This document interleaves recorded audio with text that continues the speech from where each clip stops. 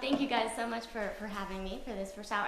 And just let me know when you want me to stop, basically. Okay. I could talk about this all day. Let's- So, but I will try to keep it, succinct for us, everyone. Who here, and I know we have a couple of singers, who here has some background in vocal technique, aside from you? Anyone, I know you mentioned singing, some vocal technique? Yeah, just sing. Okay, cool. Okay, so a lot of this will be somewhat familiar or review.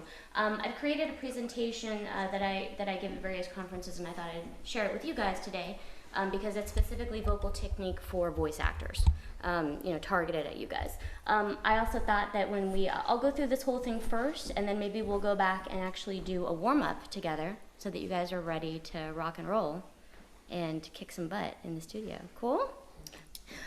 So obviously, as I mentioned, I've been a child of two professional singers, performers, and voice, ethnomusicology, and then vocal performance are their degrees. So I grew up with vocal technique, not voluntarily. It was an enforced part of the household, so it was very annoying when I was young. But obviously, as I've grown up, it's become very, very important to my work and something I really am thrilled that I share with my parents. It's essential for voice actors, and there's so many voice actors that do not have any background in vocal technique. Bill happens to be very lucky that he naturally has good technique. What can I say? You do. That man over there is a tank, and it's. But not everybody is so lucky, and so, especially when it comes to long form narration or extreme voiceover, like what I do, the character work, having a solid, good technique is going to make sure that you have a long and healthy career. Knowing when to rest, knowing how to take care of your voice with all of the different elements that I'm going to discuss here with you, all of these things affect your vocal health. So only you will know what's right for you, because we're all different. Bill can drink coffee all day and soda and have absolutely no problems with his work. Me, I really have to watch, the acidity in my foods. I have to do a lot of resting. So everyone's different. So you'll get to know your body and what's right for you. But if you are experiencing any issues, then, you'll have something to fall back on. Oh, let me take a look at this. And develop a good relationship with an ENT because, having a good ENT, not just a general doctor, ears, nose, and throat doctor, for those of you who are not familiar with it, especially someone who has experience working with singers or professional vocalists, can be very, very helpful. And they can stick a tube down your down your throat to look at your vocal cords and see exactly what's going on if you're experiencing any issues. So, without further ado, let's begin. So, there are about 9 things that affect your vocal health overall. Obviously proper vocal technique, and we'll do the warm-up afterwards, so I'll show you some breathing methods, etc. for you to use. Hydration and water. This is so key, and we'll go into it in more detail in a moment. Vocal hygiene, so in terms of allowing bacteria and mucus and things of that nature to build up. The health of the body itself, meaning how much you exercise, actually can profoundly affect your vocal work. Through how strong your body is and the way that you absorb nutrients, how strong your lung capacity, what your lung capacity is, how strong your diaphragm is, all of these things definitely make a difference for your voice. Muscle tone, which again ties into the body. The food you put into your body, we'll talk about acidic foods and mucus-causing foods just very briefly. Again, this does not affect everyone, but just something to know about. Rest, that is the key. That is the biggest factor in taking care of your voice. We'll also review care during travel. We're all traveling today, so that'll be, that's important, when you're flying especially, and especially if you're flying in anywhere for a session, which happens quite a bit. People will get flown in just for, can't you just fly in the morning, do your voiceover and leave? Well, again, depending on you personally, that may or may not work very well for you and may or may not have very good results in the studio. So, and also proper work habits during voiceover sessions, depending on what genre it is that you're performing. So I'll go over that as well. Okay, cool. So we'll come back to the warm-up with vocal technique. I'm just going to scroll down. Do I just arrow around? I just noticed you were barefooted. You are a Southern California girl. You know what? We don't wear shoes in my house, and we have a white carpet. I love it. I don't know what possessed my landlord, but I can't find the mouse. Oh, there it is. Okay. I'm getting all distracted with that one. Okay, cool. Okay, so let's talk about hydration and water first. Okay, hydration and water. Many people do not realize that when you drink water, there is no liquid that touches your vocal cords in any way. The epiglottis is above your larynx and the area where your vocal cords are. Your vocal cords are right in back of your larynx, which is in front. And when you drink anything, the epiglottis closes the airway, and there's no relationship. They do not touch them, they do not go by them, absolutely nothing. The reason why hydration is important in doing any kind of vocal work is just an overall hydration. So it does not work to just drink a bunch of water at your session or 10 minutes before your session. You need to start drinking water well in advance of any kind of vocal session, because it is your overall hydration level that is going to affect your mucous membranes during that session. So start drinking water in advance. I recommend drinking water at least several hours before you begin working. Things to avoid or reduce: caffeine and alcohol are dehydrating, as we know. Sorry, I can hear my earrings jingling. So caffeine is dehydrating, alcohol is dehydrating, all those things. I mean, if you do drink them, then just make sure you double your water if you're having a session soon, before or afterwards. Or you can increase the use of steam or vaporizing. Many voice actors have humidifiers in their houses. Also, people who have any kind of nasal or sinus issues also sometimes do humidifiers. Yes? Iced tea. Iced tea? Decaf or maybe like Yeah, herbal teas are great. Is that okay with that? Could you do that instead of the water? Absolutely, absolutely. Water's the best because it's just pure hydration, but if you are a tea drinker, usually when I go into a session, I have a room temperature water, no ice water, no soup, and then I have a kind of a tepid, warm herbal tea of some. I like to do both, and then I bring an apple too, so for mouth noise. So so that's hydration. Speaking of which, we drink a little bit. Vocal. I've heard that too. Why room temperature water instead of cold water? Any super hot water and super cold water can both affect your vocal cords. And really it's just, cold things tend to just kind of shrink and tighten things. And so if it's nice and room temperature, you're just going to keep everything very relaxed in your system overall. So it's just not a shock to the system in any way.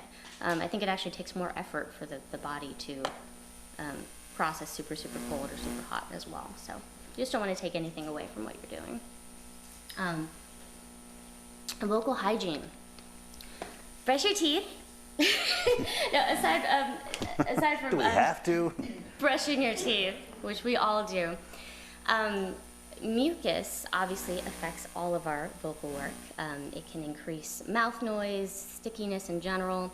We'll go over mucus and acidic foods in a moment, but any sort of thick mucus buildup can affect your work, obviously, and cause congestion.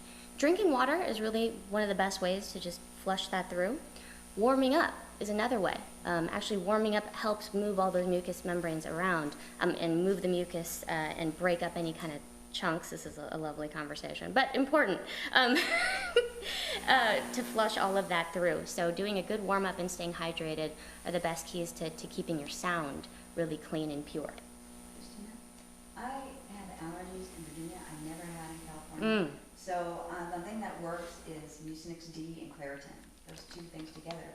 But I was wondering how that might affect. Does it dry things out? Is that possible? Do you experience dehydration when you take them? Not that I'm aware of. Okay. Well, most, and that's another thing that I mentioned, drugs that affect the voice. There are medications that very much affect your voice. I've taken medication for my spinal injury, and they were very drying. There are lots of, I'm sure we've all experienced that. We're certainly I'm really thirsty now. So if you do take something on a regular basis, just try to pay attention and drink extra water in case it is. Dry me out that way. I'll feel really dehydrated from that, but Got it. I usually use that. And sometimes it's hard to know how well you're hydrated. So, just drinking a lot of water on a regular basis is a healthy habit for really all things physical. So just getting into a good habit with that. I've put a list of some of the most drying medications here. So Benadryl, which you mentioned, Dimetapp, Sinutab, Dristan, Entrex. There's a few Sudafed as well. If you have any kind of allergies or nasal disease, there are some other like nasal steroids there's one called Flonase, which is a little bit, not as drying. There's a few more, but obviously you'd want to consult with an ENT and get something specialized. Sometimes they prescribe things and they don't know idea what you do. So if you mention, hey, can I have something that's not going to dry me out, they may have a custom solution for you. Vocal throat sprays. There are a number of vocal throat sprays out there. Bill has a cool one I was inspecting in his studio. What's it called? Olive leaf or something? Olive leaf. You'll see it when you go to the studio. You're welcome to spritz if you'd like. By the way, I'm paying attention. I'm Facebooking and tweeting your stuff, so oh my I don't want you to think I'm reading my email. That's what I Okay, thought. all right. I was upset. No, I just uploaded a picture here. Oh. Okay, can we all just have a moment of I love Bill? Stop that. I'm like the world's most awkward social media person, so I'm just trying the best I can. You're great. Like, how does this work? I love my Bill. Met him and I was just like, you know what? That's just the coolest guy ever. So with this workshop, I was like, I kind of want to go just because I want to hang out with you. And he was like, come. And I was like, you're too okay. Done. Okay, so vocal throat sprays. There's a number of sprays out there. You'll hear, there's Singers Saving Grace, Performer Seeker. There's all kinds of them. Most important thing with a throat spray, again, to remember, is that you're not spraying directly on your vocal cords. Some voice actors will spray and inhale as they spray, so I do that. Just a way to kind of mist your vocal cords because it's going into the airway. I mean, this is all, I don't know how much of it actually gets in there, but just be aware that it's sort of it's not a placebo effect necessarily, because it's important to keep all of this relaxed and hydrated and all of the above to have a good session and to feel good when you're working. But, there's no magic throat spray that is going to coat your vocal cords and make everything okay. So, but there are very soothing sprays. Again, I recommend only doing an herbal kind of spray. Don't ever use like a chloroseptic or anything that numbs your throat. Absolutely the worst thing you can do, because you cannot feel what's going on. And if your throat is hurting, there's a reason why your throat is hurting, and you need to be in tune with what your body is telling you. If you should stop, if you need to rest, and you will not have that information if you use any kind of a numbing spray. I have all kinds of sprays. Bill has some sprays. Again, just keeping everything feeling comfortable is the most important thing, and relaxed and warm. So definitely herbal stuff. You can find some great reviews on various sprays. If you want specific recommendations, then you can chat with Bill, and there's a number that I know about as well. There's a number of other methods too that you'll hear people talk about with, like, I think glycerin or propyl. There's a bunch of other things, but it's a whole world of throat soothing. But again, just know that there's no magic thing that's going to coat your vocal cords, because you can't actually get there unless you do a little inhaling with it. Okay, so that's vocal hygiene. Any questions so far? What about neti pots? Neti pots are great. Love neti pots. That's actually, a primary thing that, almost any ENT or nasal specialist will recommend, because it just flushes and cleans everything out. There's various forms of it. It's very gentle. And most people with allergies find that to be extremely helpful as well. What was that you just said? Neti pot, Neti pot. And the company, I think, is it Neilmed? I can't remember. I'll go get a visual aid. Yeah, there's like a little pot version, and then there's also ones that you can just spray directly up. It can make a tremendous difference for some people. My father does it religiously he started when he was doing his master's. What about that MyPure Mist that's being advertised? It's like a steamer. Yeah, any kind of a humidifier or a steamer is also great. You do want to be careful with humidifiers, just because, not be careful with, but just be aware that certain things can also cause mold. So like more of a cool air, and just keep the hygiene really clean. But again, if you've ever noticed your voice feels amazing when you go to a humid place, I notice it's tremendous, the effect. So, depending on you personally, it might actually make a huge difference for you. We see a demonstration, yes. Yep. That's not where you, well, you don't hold your nose, actually let it run through. Yeah. It's gross, but Yeah. you feel like you're drowning at first, but then you realize, oh, I'm not drowning, I'm just flushing my nasal. Yeah, don't swallow, yeah. Well, an important concept in all vocal work is to realize that your head, your face, all of the internal cavities, where the pharyngeal cavity, which goes behind here, the nasal cavity, how wide and open your mouth is, your jaw placement, how high your soft palate is, vastly changes your sound. So if I shrink it down, it sounds like that. But if I open it up, then you have this whole added factor of vocal resonance. So when you open up the sinus cavity, there we go, back to normal, it's going to change your vocal resonance and the way that you sound. Everything that you do, all of this space that you have in here, this is your cavern, if you will. So like, when you go into a big room or a church or something like that, or an opera house, and it's just, you sound fabulous, right?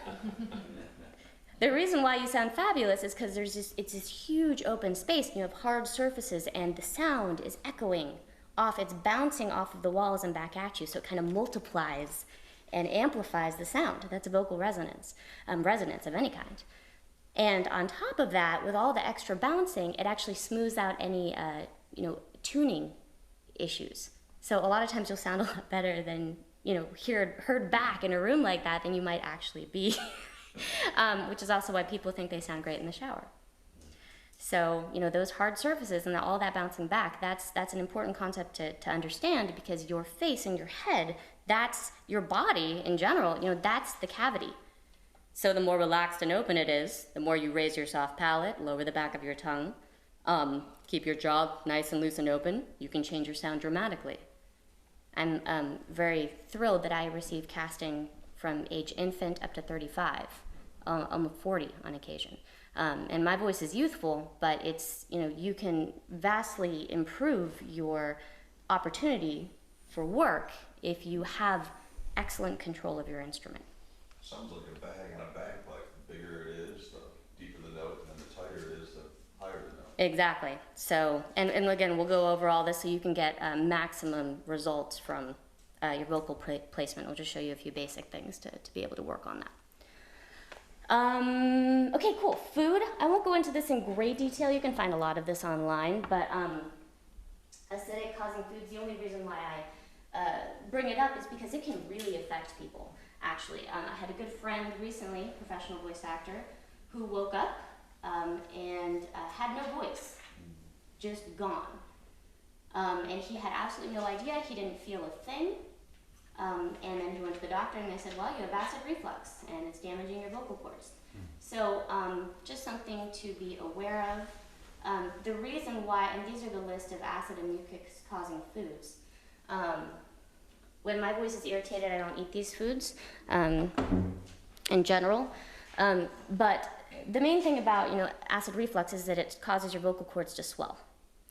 And what is actually happening in that process is that when the vocal cords swell, and I wish I had some pictures to show you, but basically the vocal cords, they come together and the air goes through them to make sound. When they're swollen, they can't come together all the way.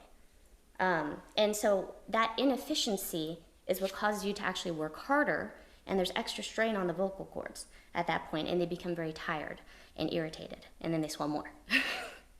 So it's that inefficiency that causes problems, and you can, again, lose your voice. And you can also, if it continues on and you continue to misuse your voice, you can actually develop vocal nodes and whatnot. Yeah, that's not as much affected to food, but it's, it all works together. It all works together. So these are just various elements to think about. Again, some people can eat this stuff all day, and they have no problem. So it just really depends on you.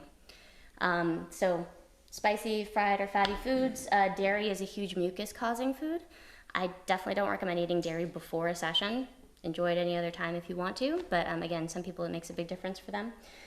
Tomato-based foods, which I love. Giving up tomatoes was the worst thing for me. I still try not to eat tomatoes, but you did get a sad face? I was thinking about the pizza we ate last night. Oh yeah, no, it's totally fine, but again, and also everything in moderation. Again, if you're not having an issue, then don't worry about it. And be like, yay. enjoy your chocolate and your mint and citrus and all of the above. But yeah, caffeine, alcoholic drinks, and obviously carbonated drinks. So that's that. But again, that's very individual. Okay, muscle tone and overall health. Exercise! I love that we have a bunch of trainers in here. That's awesome. The stronger your body is, this is your instrument. So if it's nice and strong and healthy, you're gonna have, great results with your voice. Not only because your muscle tone is good, your body is efficient, you're moving waste products and nutrients through more effectively, your hydration levels, all of the above. The better that system is working, the better your voice is gonna sound. In addition, making sure that the internal, these muscles, your intercostals, your lungs, your diaphragm, all of these things, sometimes some of them are only really worked out when you work out. So anything where you're raising your heart rate and you're breathing heavily, that works out the lungs. So having that extra lung capacity can really change your voice. So exercise, do it. Smoking, obviously, it's terrible for your voice. I think we all know that. And then rest, lots and lots of rest. I think every voice actor tends to notice if they don't get enough sleep, they just don't sound as good the next day. Have you noticed that, Bill? Oh, yeah. Okay. Oh, yeah, very much so. I tend to think you're like a voiceover superhero. Like you're just this tank, like nothing affects you. But if I get, let's say, like maybe I have a restless night and I sleep like 4.5 hours or something, I'll try to steal a 20-minute nap here or there throughout the day. Otherwise, yeah, it's pretty rough. Yeah. So now for someone like me, if I'm gonna, if I have a late night out and then I'm gonna go do a boy voice, then hey, that's all right. There are some characters where it works out really well. I do one character who sounds like this all the time, and this one's the best. Because I can be sick, and it won't matter. But in general, it's the best. I love that character, oh my gosh. But in general, you want to be at your best. So, again, any questions so far? I think I finally figured out how to navigate this without crouching down. Okay, so again, rest, obviously, lots of sleep. People often don't realize, if you're doing a lot of voiceover work, people don't realize how tiring actually a phone conversation can be.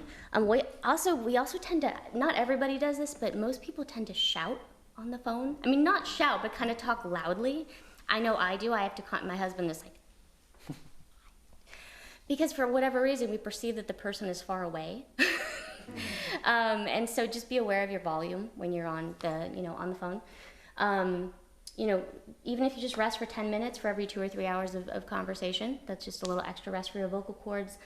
I really, if you're doing strenuous voiceover, and again, I don't know if any of you are ever going to be doing, video game screaming the way I do, but if you are doing something very intense for 20 minutes, insist on a 2-minute break. Absolutely. Even that just 2 minutes can make a really big difference in your long-term vocal health. Don't raise your voice unnecessarily. If you're at a game, just don't scream your lungs out, clap, whistle. There's lots of other ways to get people's attention. Loud restaurants is another place where you can tend to blow your voice out with the silverware, and then some of them are very echoey. So I like to get nice and close to people. So unless it's that you're afraid of the personal space thing or another issue, then just go closer to them. Also, smoke-filled and dusty environments in general. Any kind of a lot of excessive talking in a smoky environment can cause some irritation. Drier climates, etc. Also in any kind of extreme weather. And that's just the body in general. Anytime you kind of shock the system, it can affect your voice. Airplanes, I definitely don't advise talking to you. This is be unsocial on airplanes. I know that sounds awful, and sometimes we meet the funnest people on airlines. But a lot of people don't realize, and I don't have the decibel level here, I need to add that, but planes are loud. Like really loud. Oh, 70 to 80? I measured it the day I came across. Did you really? Yeah, and people don't realize they're like having a conversation. It feels like a conversation, but you're shouting the whole time. And they can barely hear you. You can't hear yourself. The concept of sound has just gotten widely distorted in that situation. So, and on top of that, the humidity on a plane can drop as much as 3%. It is super dry. We all know we get, dehydrated on plane. So obviously drink plenty of water, but that talking on top of the loudness is like perfect way to upset or irritate your vocal cords. So if you are flying to a session, do not talk to anyone on the way there, or you may not be pleased with your results when you get there. Did you have a question? Okay. If you do have to do a session, I definitely advise going to your shower and just taking going to your hotel and take a shower for 20 minutes before you go in the booth. Let's see. Okay, voiceover work preparation, performance, and recovery, and this is the end, and then we'll warm up. Yay! So obviously the day before a session, get tons of sleep. Rest your voice, just don't go do tons of social stuff. It's just, that way you make sure you sound really awesome the next day. And if you can, fly in the day before. That's what I like to do. And I stay the night, that way I'm relaxed when I get up and go to my session. I'm not like rushing in between a bunch of things. If you have a friend in the area, if it's not too much of an expense, I definitely recommend it. Just, in terms of stress levels as well. If you have to do a session early in the morning, I had to do one 9 a.m. for me, which is very early for me. Reason being, your voice isn't usually like warmed up and ready to go until usually about 11. If you have to do an early session, get up 3 to 4 hours beforehand. That way your instrument is awake by the time you get there. Your sound will be very different in the morning than it is in the evening. Have people noticed this? Yes. I used to exclusively get up early and do my big girl voiceovers, so anything over the age of 25, without warming up because I liked how much older I sounded, and I totally burned out my voice that way. You can't do that. It's because your vocal cords they're not ready, they're not warmed up. You can, but if you do it over a long period of time, it's just not that good for you. So definitely make sure you're warmed up, get up at least 3 hours ahead of time, and you'll notice that you sound infinitely more like yourself, and it'll be easier to work. Obviously drink plenty of water, don't eat any dairy right before. Do a short warm-up before you warm up. You don't need to do a big extensive one. 5-10 minutes. It's usually fine. A lengthy one could end up tiring you out if you have a very long session ahead of you. Obviously never perform without warming up. Stay hydrated, sip water on breaks, room temperature water, which we already discussed. And then if take at least a 10-minute break for every 2 hours that you're recording. And take a 2-minute break for every 20 minutes you're screaming or doing anything that's, even this stuff is pretty pushed. So anything that's got a little extra, you're having to manipulate your vocal cords in an extreme way, then, you make sure you rest adequately. Post-work, warm down if that's helpful to you. Even just some gentle humming can kind of get your vocal cords back in a nice relaxed position. Especially when we do long sessions, the vocal cords and the larynx can get high. Has everyone noticed at the end of a session, you get just a little... So even just doing some gentle humming to get everything kind of settled back to where it needs to be, getting the larynx back in a low, rested, relaxed position can really help. Rehydrate. Recovery meal. You can tell I'm a trainer from that, right? No, I'm always starving after a voiceover. I don't know. You guys are. But, and then if you want to have something nice and cold, because that feels good, then that's a good time to do it. So that's really it for vocal health. Does anyone have any questions? Cristina, do you deliberately work the different ranges, like, closed, like warming up? Do you work deliberately in different configurations of your palate and that kind of thing? Mm-hmm. For my work, yeah. Well, because I'm a character actor, so it's... So you're like building the muscles involved in the different ranges? Yeah, I guess you could say it's building it, but yeah, being able to do it for 4 hours, then you definitely get used to the positioning. So will you be giving us some suggestions on like the upper and the lowest? Yeah, we'll go over vocal resonance in the warm-up quickly. I also have a recording of it. It's actually a free podcast that's already recorded specifically on how to make your voice sound older and younger using vocal resonance. So I'd be happy to build the link, and it's an at-home lesson with the exercise, which you can listen along and practice it. Thank you very much. My pleasure. Cool. So no other questions? Do you Do you ever use like the International Phonetic Alphabet, the IPO sites for articulation and placement and all of that? I love the phonetic alphabet. It's so cool. It's so cool. I don't yet because I don't know the phonetic alphabet yet. It's on my to-do list. I have a book at home with all of it laid out. And I wish I had known about it in college because I would have studied linguistics probably, so I could have, because then you can master any accent, you know, just right out the door, which I think is so cool. But no, I don't generally use it for, you know, for vocal technique for sure. But you know, I definitely wished I knew it more about it for the dialect work. So. Christina, what's your take on tongue twisters as warm-ups? I love tongue twisters as warm-ups. Do you want to show them your book? So I gave, and because I like to tease Bill also about the fact that he like never warms up and he's always ready to go. So I gave him a vocal warm-up tongue twister book when I came here. Rodney Salisbury. I went to, yeah, did you have that book? No, I don't have the book, but I watch his YouTube videos and they're great. Yeah, I went down to meet him about a week ago, so I got him to sign it, so it was really fun. And he was like, I like Bill's videos, this is good stuff. I was like, oh, that's awesome. So he was such a cool guy. It was like a sing-along. He like brought his guitar and sang. If you guys don't know Rodney, he's tongue twisters! Rodney Salisbury. Plug for Rodney Salisbury, tongue twisters and vocal warm-up. Free plug. But yeah, this is the book I got, Bill. If you are into tongue twisters as a warm-up, this is a super cool book. Also because he has specific tongue twisters that he has written per genre. Oh, cool. So he'll have stuff to prepare you for doing like fast tags versus promo work. Versus, you know, and all of it has the verbiage that you're going to have to get used to saying. So it's just, yeah, it's super cool. If you are a vocal nerd, this is definitely a fun way to work out. Also, if you are working on a regional accent of any kind that you want to, you know, clean up, or, you know, I actually had a lisp when I was younger that I continue to work on and make sure that, you know, my long S doesn't affect my work. Some of these tongue twisters are great for working on sibilants or any kind of letter combinations that tend to trip you up or you can't go fast on. So, Rodney, we love you. You're awesome. Cool. Any other questions? No? Shall we warm up? Yes. Okay, great. Everybody grab a partner.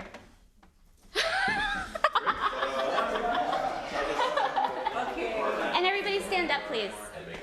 I got left down. Oh, you can be my partner. Okay. Unless you want to be Bill's partner. I don't care. This mic, I'm going to try not to stand because I don't want to leave over what you're doing. Okay, cool. So, first of all, everyone just stand up again. We'll get with our partners in a second. Posture, very important. Obviously, unless you're doing long form narration, it's usually better to stand than to sit during a voiceover, and that's because you know your airway is nice and straight, your posture is nice and straight.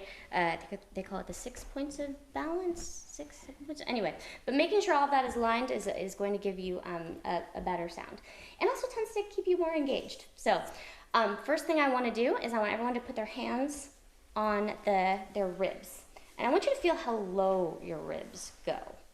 Where's the very bottom rib? Okay, cool. So here's the thing to realize. A lot of people breathe up here, and they're barely using any of the lung capacity that you have down here. Your lungs go all the way down. They are big. And not only that, they're three-dimensional.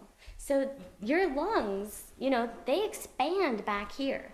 And this is the thing that a lot of people don't realize, and so when they're taking these shallow breaths, they're robbing themselves of several extra lines with a lot of extra power because they're not using that full lung capacity. Without breath, there is no sound. Period. You have to have a solid breath for good phonation. So what I want to do is just practice some breathing for a moment in terms of, some people do it through the belly. You'll see that a lot with vocal coaches. You know, they have you put your hand on your belly and breathe out. Breathe in and feel your tummy expanding.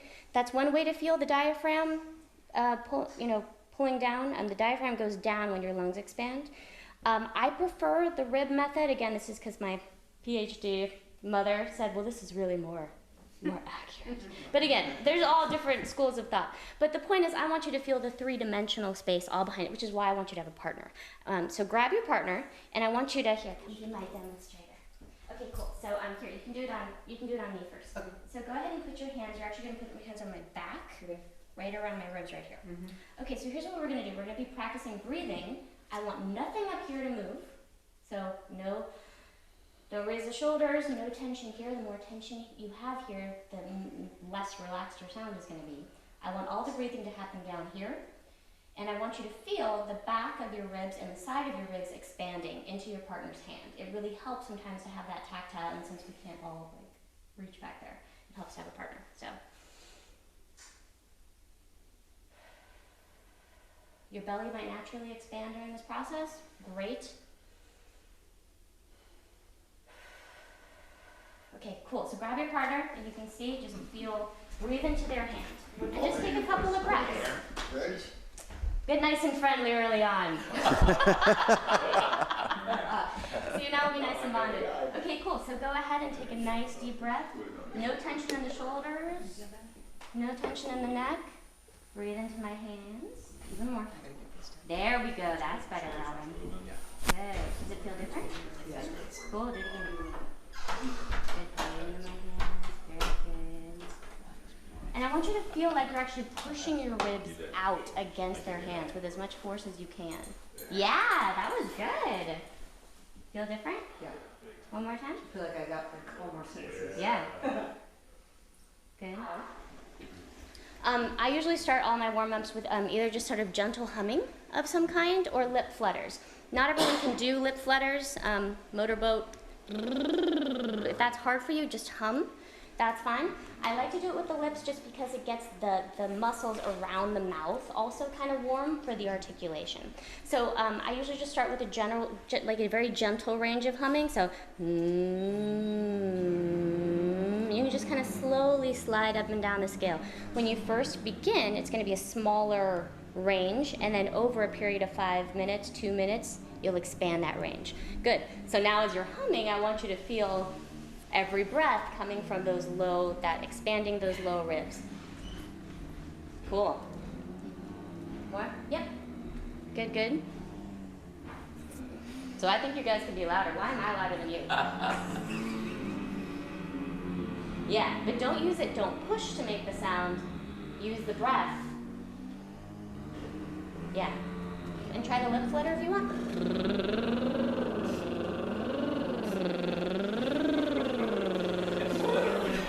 Again, not everybody can do it. Don't stress.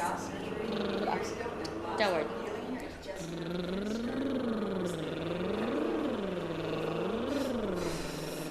Good. Again, not a big deal. Cool. So now let's take it a little bit higher and a sliding up and down the scale. And actually, would you, so that we don't cut off the camera? Perfect. So.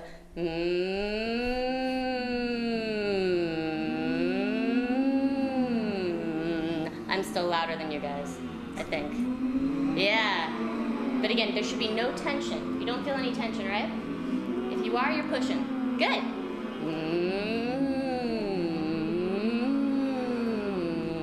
Good. Cool. Perfect. Okay, so that's usually how I begin. And then from there, I usually go into sighing and feeling out my pharyngeal cavity. Your pharyngeal cavity is this nice kind of, you can look it up afterwards. It's this nice pharyngeal, P-H-A-R-Y, actually, N-G. It's pharynx. Pharynx, the larynx, pharynx, and then pharyngeal is the long form. And that cavity goes, it's kind of curved open kind of cavity that goes up into this whole back area. So just feel like you have this kind of curved, open back area in the back of your head and throat. And so I want you to do just a gentle sigh. Just, Good. And just feel like you're kind of carving out the back of that space.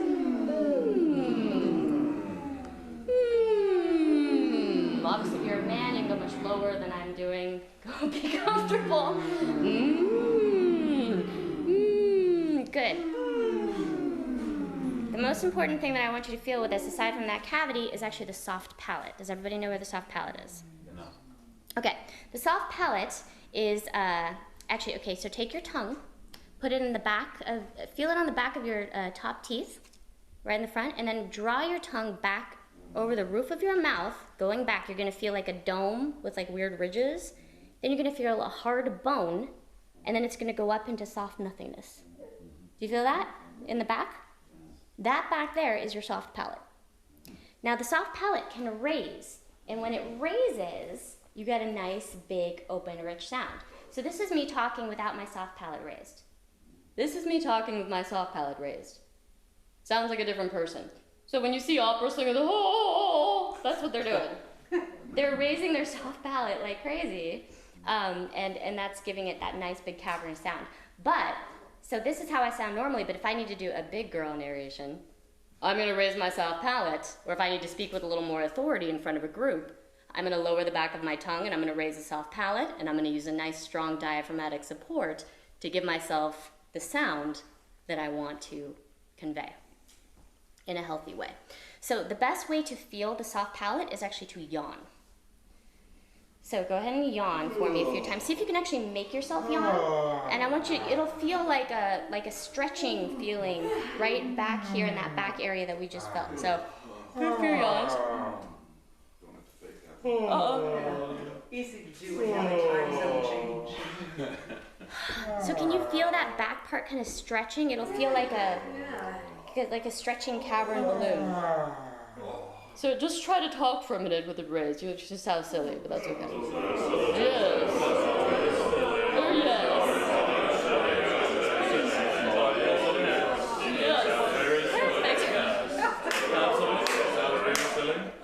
No, that's awesome. And again, people often do it by accident when they're imitating opera singers or someone very proper, which is, it tends to happen if you open that space up. So, but that, when you raise it, gives you that extra vocal resonance, and without you pushing and causing any tension here. So now let's go back to our exercise and feel that soft palate nice and open and raised in the back.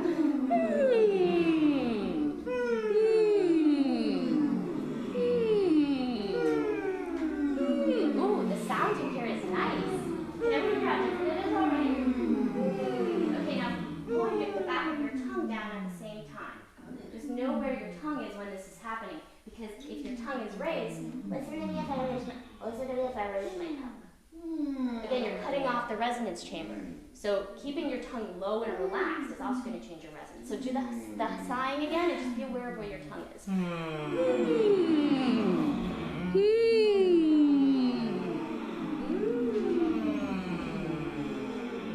Yeah!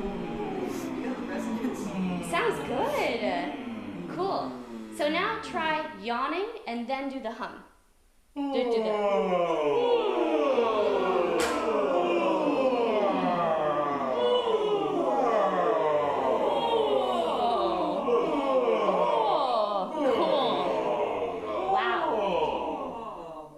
Awesome, you guys. Do you hear how much more the sound is carrying, how rich it is? For those of you who already have resonant voices, all of a sudden you might find that you have the voice of God all of a sudden, which is really cool. For those of us with higher voices, you might feel that it just feels a little bit richer in tone. There you go. Or just a little more full-bodied. So that feeling of space, that soft palate raising, is something that is really going to drastically change your sound. And depending on what you want to use it for, but it also will help keep everything relaxed. That yawning feeling, yawning actually naturally pulls the larynx down into a nice low, relaxed position. If you don't know where your larynx is, put your finger right in your collarbone right here, in the little hole. Cool. So now open and close your mouth. Don't yawn. Just, you don't feel anything, right? Nothing moving? Okay, now yawn. Oh. Did you feel it? Oh. Did you feel that thing pushing against your finger? Oh. That's your larynx. Everyone meet your larynx. How are you? The larynx naturally goes up and down whenever you speak. You can't pull your larynx down. Pulling your larynx in any position is not healthy. But when your larynx is low and relaxed, your voice tends to relax. When it gets high and tight, that's usually at the end of a session. If we're like pushing, that's when you start to blow your voice out and keep it tired. Keep it from, it starts to get tired.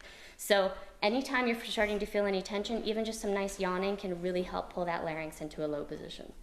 You can also kind of affect like pulling a low larynx, but like kind of doing a Sylvester Stallone or Yogi Bear impression.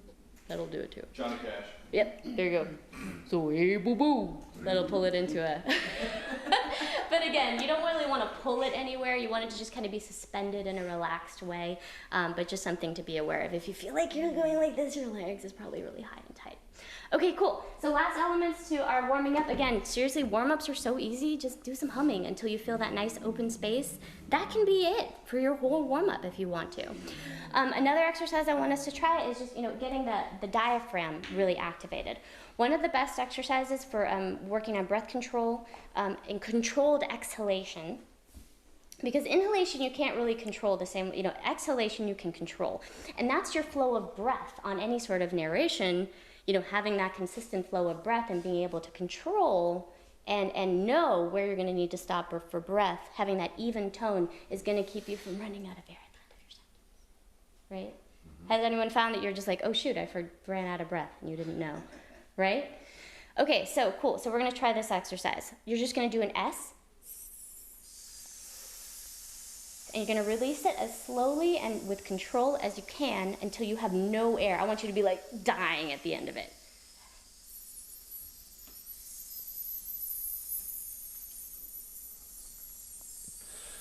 Good. Good, and do it again. What I'm trying to do here is also, when you do this, and keep going, the controlled exhalation, when you're actually emptying your lung capacity fully, your diaphragm is naturally going to, there's a vacuum that's created, and your diaphragm is naturally going to activate. So you'll find after you do this a few times, that breath afterwards is going to be really big and low because you need it, and your diaphragm will make your sound, it'll be more activated so that the sound will be richer. This will also tell you a lot about your breath capacity, your lung capacity right now.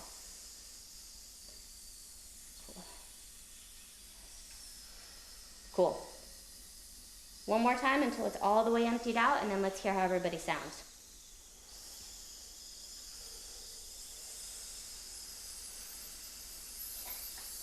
I know it takes a while if you have good lung capacity. Good. Okay, now listen to just say hello. Hello. How does your voice sound? How's your voice sound? How's your voice sound? How does your voice sound? How's your voice? Right. Yes. That's some nice voices in here. Sounds really good. Cool. So yeah, just, and another way to do it is you can do an active, all of that also activates the diaphragm. So one exercise is you do that into so you like really empty and activate the whole diaphragm, and then you're really ready to begin. Cool. Lastly, maybe you want to throw in some tongue twisters on your own. Pick your favorite. And that's really kind of it. I have one more exercise that I like to do, which is I call the gong exercise. I don't know what the name is. But this is just to help you feel that back of your tongue and how important that is. And also to help you open the space very consciously. So I'll demonstrate for you. So I'll just do this on a note.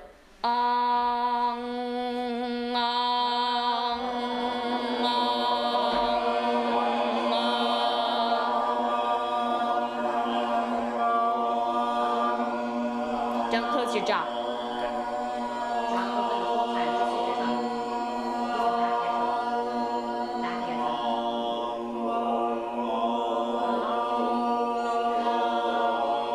tongue. Just the back of your tongue. Yeah. There you go. Keep your jaw nice and open. Keep your jaw nice and open. Your jaw should not move. Good. Okay, cool. Now for a second. Okay, cool. So if you're having trouble and you're closing your jaw to make the sound, that's showing you that you don't have the internal control yet with the back of your tongue to create that resonance chamber. So I advise putting your hands just on the side of your ears. Open and close your jaw a few times. You'll feel there's a hole there. Yeah? Practice doing this with your jaw open so that there's a hole. You should feel that hinge joint nice and open. So try this again and do not move your jaw. The other thing you can do is put your finger on your chin so that you keep the same position. So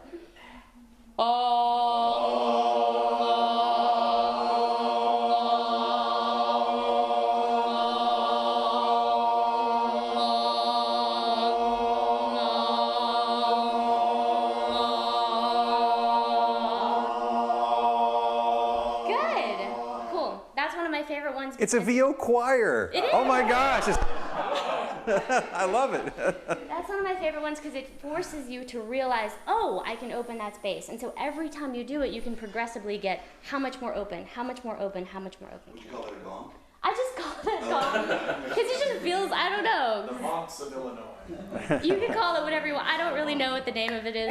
My father gave it to me during his master's program, so I have no idea what the formal name was. And that's it. Does everyone feel nice and warm? Oh, wonderful. Thank you, Cristina. We're going to take a break in just a minute, but before we do, first of all, I want to say again, thank you, Cristina. You're a wonderful, sharing, giving person. I sure appreciate it. Thank you. This is so fun. Are you kidding? Cristina is the president of the Global Voice Acting Academy. We got to give a plug to that. It's a great resource of a lot of coaches and information, and Cristina has had the vision to really head that up. And so give the website or how they can get all that. It's a Global Voice Acting Academy, of which Bill, we have all of his products on there as well. He's just so busy, so you can't coach that much for us. But anyway, but no, we have a team of 12 coaches in every voiceover genre. Lots of character, obviously, because character is my thing. Promo, every genre really. But we also do editing services for talent, for long form narration. For very affordable prices. I did not know that. Okay, that's cool. That's good to know. $35 an hour. So we try to make it like really affordable for people. It's just really a one-stop shop for all voiceover needs. We also do home studio setup as well. And pre-recorded webinars and classes. We do group classes in every voiceover genre, all via Google Hangouts. Thank you, Bill, for showing me how to use it. I invented Google Hangouts. Al Gore invented the internet. I invented Google Hangouts. Well, and it's just, we're in such a cool era of being able to learn and educate and share knowledge on an international level now from anywhere. So we have clients in the UK and South Africa now, Canada, and our coaches are some of they all have between 15 and 40 years of experience. I teach on a regular basis, and we also do a free webinar every couple of months or so, educational webinar. We have a YouTube channel as well, which again, all was inspired by Bill. He's so inspirational. He inspires me.